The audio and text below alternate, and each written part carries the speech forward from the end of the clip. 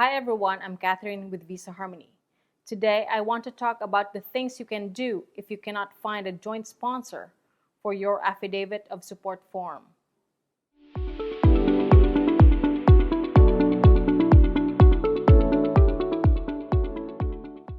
We at Visa Harmony, we provide assistance with certain U.S. petitions and immigration applications.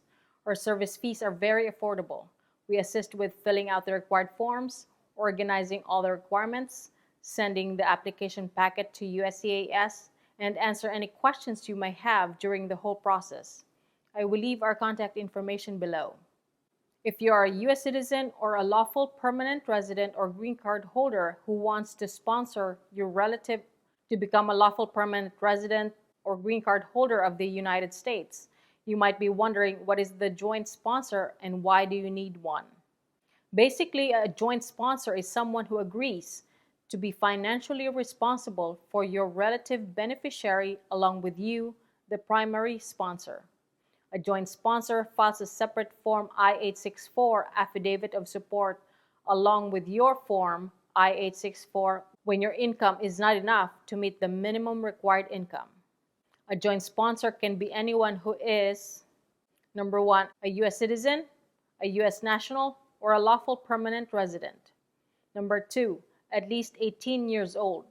Number three, domiciled or living in the United States. Number four, able to meet the income requirements based on their household size. A joint sponsor does not have to be a relative or even living in the same state, but they must be willing to sign a legally binding contract that obligates them to support your relative beneficiary financially. The joint sponsor's responsibility lasts until your relative becomes a U.S. citizen or earns 40 quarters of work, which is usually about 10 years. Now, when do you need a joint sponsor? You need a joint sponsor if your income is not enough to meet the minimum required based on your household size. The minimum income requirements are based on the federal poverty guidelines that are updated every year by the Department of Health and Human Services, or HHS. I will link below the current poverty guidelines. You must prove that your income is sufficient by providing evidence such as tax returns, W-2 forms, pay stubs, bank statements, or other official documents. If USCIS determines that your income is insufficient, they will send you a notice requesting that you submit a Form I-864 from a joint sponsor. What are your options if you cannot find a joint sponsor? If you cannot find a joint sponsor who meets the eligibility criteria and is willing to sign the Form I-864 for your relative, you have some other options to consider. Number one, you can use your assets or your relative beneficiary's assets to supplement your income. Assets are things that have cash value, such as savings account, stocks, bonds, real estate, or personal property. You must prove that the assets can be converted into cash within 1 year and be used for your relative's support. You also need more assets than income to qualify. The amount of assets required is equal to the difference between your household income and the minimum required income multiplied by 5 or multiplied by 3 if you are a U.S. citizen and sponsoring for your spouse or minor child.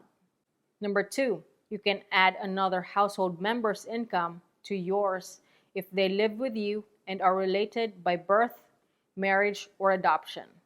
The household member must sign a Form I-864A contract between sponsor and household member, agreeing to make their income available for your relative's support.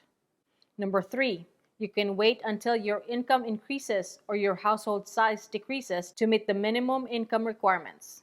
However, this may delay your relative's immigration process and affect their eligibility for certain benefits or services.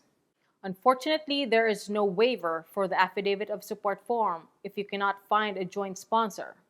It is the petitioner's responsibility to make sure that the petitioner can financially support the beneficiary in the United States.